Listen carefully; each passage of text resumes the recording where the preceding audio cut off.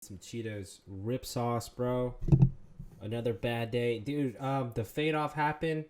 I knew it yesterday. I was like, I saw I'm probably a day early, and today it happened. And but I went ahead and closed the leftover Matterport short for like a loss, for like $70 because of I just did. I just didn't want to like go through it. I was wrong. I'm wrong. I just got out. But really, if I held it, I probably would have made some money because it really went down. Finally, went down to like 530, and I had like the 550 short. But yeah, some lessons I learned today was if I'm gonna be picking some. I didn't go that aggressive. I made a mistake in trying to short a low floater that came. I need to stay away from these shorts. But the thing is, I want to master these trades of. But so the gapping craps, I want to master those because they can make you a lot of money. But the thing is, if you have a small account, it's almost not worth it because you don't want to pay for locate fees and stuff on a low floater. It's more if you have like a bigger account, I guess. So I guess I should just avoid it. I'm just gonna like try to build up this account by just taking patient, safe trades. And I gotta look at what the market is doing because I did some dip buys today that were not without watching what the market was doing. And that's when you can, if you can find like a bottom in the market and then you find the bottom in the stock that you're trying to trade, you can, that extra confirmation can help you get a win. And I was able to get like a win near the end of the day, but I couldn't stay at the trade station long because I had to go to the doctor's appointment for my kid. So yeah. So what is this pre-market? I'm over here trying to dip buy Neo because it went up on some good news, so I'm trying to buy it off the moving average right here. This usually if the stock is bullish, and since the news was good, I felt like it was gonna run off the moving average. But looking at it again right now, it looks overextended for sure. And usually in the past, when Neo has some good news, right now it went up to like the exchange, the double exchange in the Singapore or something, and so it had some buying power from Asia. I felt like it would continue this, especially what Neo likes to do is run up on the pre-market and then crash down. And it did that, except it didn't run up in the pre-market. I think it was just like a slow drip from here on out. It was a slow drip down. So I got out for like a $30 loss. I was like, my out was if it stays under the moving average and it can't hold, it's I'm out. And it does a dark pull wicks at 8 when the other burgers are opened up. I could have taken out a small profit. Usually I would. This is usually like a 10-cent win, and then what I should have done, I should have took half off at the resistance. I should have looked at it, but I was wanting to hold for a bigger move up. I think I was looking for 18. Okay. And it's already overextended, so that should have told me I should have just took my little small profit and then keep the rest out at break even. But I didn't do that. Usually when I have smaller share sizes, I don't think about it like that because I'm like, the profit's not even worth it. I need to just it just doesn't seem worth it. I'd rather just take the loss with it because it's just a little bit of shares. And that's probably not a good habit to have. I want to just work on my trading. So I should take out half anyways at that point, and it comes right back up there again. Really, I had multiple chances of rinse and repeat. Oh wait, I left somewhere. Dude, I could have like got out half, reloaded back at the EMA, got out half again, and then see if it can hold. If it comes back down, that should just tell me. If it can't, sell out half here, and then if it can't break out of this resistance, then that should automatically tell me it's going down because it's already starting like a triple top. Like basically, this kind of looks like a head and shoulders if you look at it again. So that already told me that's already pattern AMC. But I'm not even at the computer. Where the fuck did I go? I think I want to go take a shit or something. I'll take a shit while this damn thing is falling on me. I hear me. I had to go. All right. Went up to 1789. I really couldn't get out of that. I just had to get out. I think I got out. Yeah, okay. Gotta work on that. Yeah, Neo. Here it is. And then it's just start. That huge candle should have been where I got out the rest of my shares. Boom. Because that's already a sign of weakness. Confirmation. You could start a short right here, which I should have just focused on that. This would have been like a $2 winner if I just shorted. Yep. Got out for a small loss. Oh, am I still holding it? Oh, yeah, nah. My out was like if I stay over the EMA. It stays under the EMA. Dang, dude. Re-looking at this again? That was so silly of me. Down. And I should have just done a short at the break support. You got a couple entries here. I could have entered at 17. Right below this support, this consolidating support. I'm already building it out, but I'm thinking bullish because the news seems so bullish. But if it's bullish, I'll just play the breakout. But I don't know if I want to play breakout with Neo. Neo's always been more of a sell-off or buy the dip. Lately, he's been buy the dip, buy these dips as it runs up. But really, you know, I could have played the breakdown of support. That's what I should be playing that and get the instant confirmation. If I get the instant confirmation, if it's falling down, follow it down with the trailing stop. That's how I should be playing this type of stuff. And if it's not working right away, if it's like a fake breakdown of the support, I just gotta get out like quick. My trades should be showing instant resolution. If it's not, I don't need to be staying in them. For sure. But the discipline to do that, that's so tough. It's like you don't want to lose because I have a small account. I don't want to lose. I'm so scared to lose. Okay, I think, let me see what this, and here comes the pop-up. There was like a huge resistance at like 260. So I was like, you know what? I really want to play this gapping crap, but I bought too many shares. I mean, I located some shares.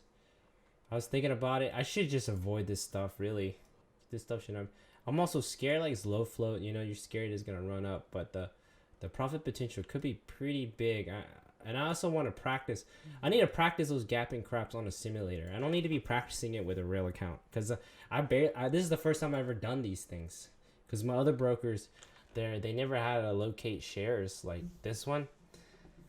And I know there's so much profit potential because you look at this chart right here. It's always, every time it gaps up on the news, it collides down, right?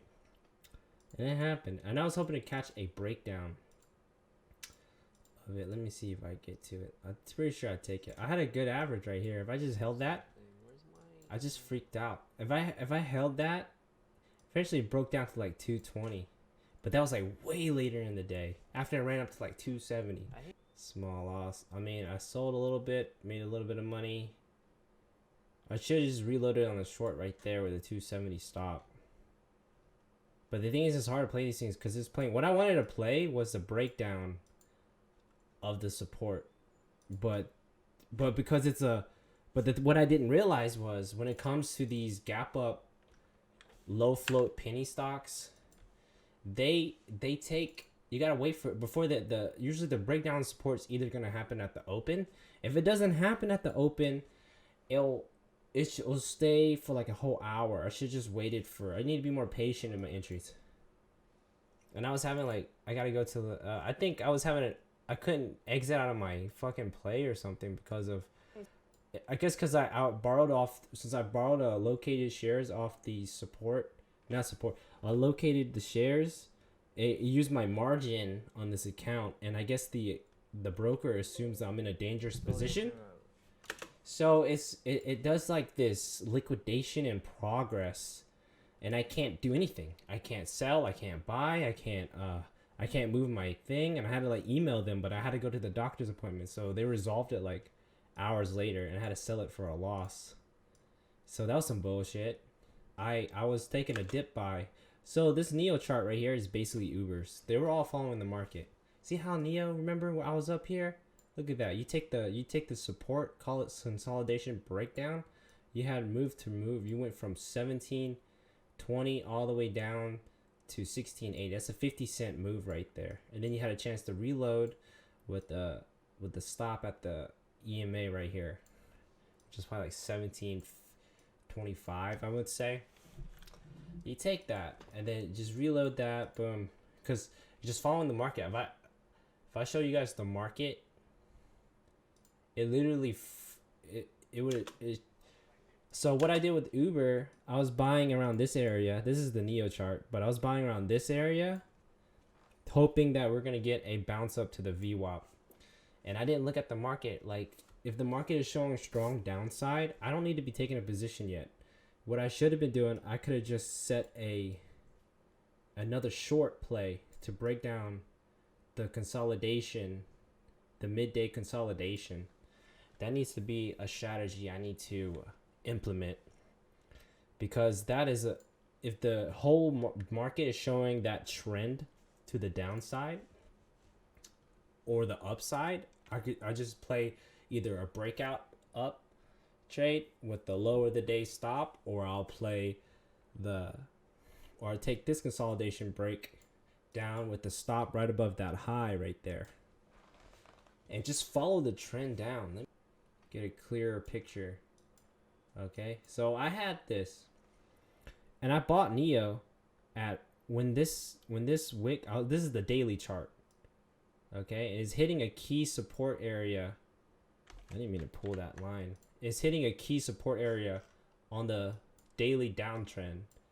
All right, so if I can see these points, if I see these points touch, it should already assume that we're in some sort of support area to take a risk. I could be wrong. I could continue to break down, but the odds are in your favor that this is a support area, because what happened was once it was down here, it started consolidating like this. You see this? See that?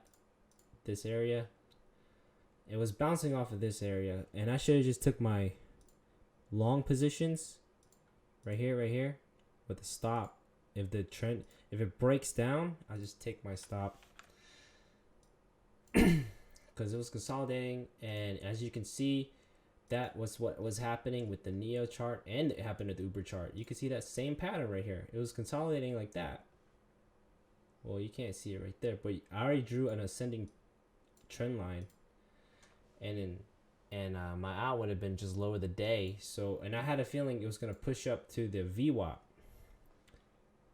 and it does that, but it was just a long process. What is this, like a 2? Took a whole hour. So it grinds up. I saw some weakness, but really that was a reload, and I took out half, took out a piece there, and this could have been a bigger win. It goes all the way up to the VWAP, but I got it way before then because it happened hit the VWAP right at the close. I closed mine at like 355 or something like that, and I couldn't wait. But my thesis was, this is one of my favorite setups anyways. It's like an oversell, a consolidation near the lows, and then you take the bounce back up to the VWAP. Before if it happens earlier, usually it'll bounce up to the VWAP and then it'll sell off back down. And usually these are one of my favorite setups. It just takes a while for it to get going, and but it usually happens to like more expensive stocks. And I like these setups. They just don't come around very often. And sometimes you'll get it to where it'll continue sliding down, but usually that happens when the market is at this point right here. When it hits a clear resistance line, then it just starts dropping. We're already at like a high point. Here it was at a low point. So that the odds are you're gonna get some buying pressure coming in. And yeah, I should have took that thesis. I would have had an okay day. And I'm probably gonna have to look for setups like this anyway, especially in a bear market. Like, we're getting hit hard. I think it shows my here's that Uber trade, right? I got out way too late. Like a 20-cent drop right there. That's why I lost $50. Boom. That could have been, I could have just set a consolidation support short. to continue the downtrend. I gotta remember that downtrends can happen hard, but it confirmed by watching. It confirms itself, reaffirms itself when you watch it through the market. I gotta get better at reading that for sure. I think that would improve my trading. This is some good lessons to learn. Hopefully, it'll show off its results next week, and I have to be not as aggressive next week and not try to do anything new, like short of small caps. Then, wow, what a disappointing 3-day finish. Well, I'm not that bummed out. What is really awesome about this is like I am learning from my mistakes. I mean, I don't have the results to show for it, but it feels like putting it into light, the mistakes that I'm making. I think this is all gonna be make me into a better trader, because I'm usually like a safe trader, but because I'm making this video and I'm trying to grow this small account really fast, I'm kind of being aggressive. But my problem is I'm being aggressive on things that I don't have much experience with, and but I gotta make better decisions and just look at the overall picture, and also be really patient, because some of these times I'm entering a little too soon, or I'm not waiting for it to set up because I'm afraid I'm gonna miss the move. And sometimes it's better to miss the move than to be in the move and have it go the opposite direction. And yeah, that's what I need to do for sure. And what's the thing is, this is different because for me, I usually average in, and I can't average in here with a small account because you don't have that much buying power. So I have to be kind of right from the get-go. I gotta be right from the get-go and accept that I'm wrong from the get-go. I don't have a chance to like try to play average ins a loser and try to take the small pops. I have to be more precise. So, let's see how it goes. I'm gonna be reviewing my trades this weekend. Put it on an iPad on the notes and just try to put it on the notes and just write it out, my key levels, and make better decisions. At least the losses are getting smaller and smaller though, probably because my account's getting smaller and smaller, so I can't even put that many shares in. But hey, there was like nothing on today, and I still kind of try to look for something, when really I probably didn't even need to trade off because I had to go to a doctor's appointment. But seeing the market, okay, whatever. I'm talking all this shit, and I can't even back it up.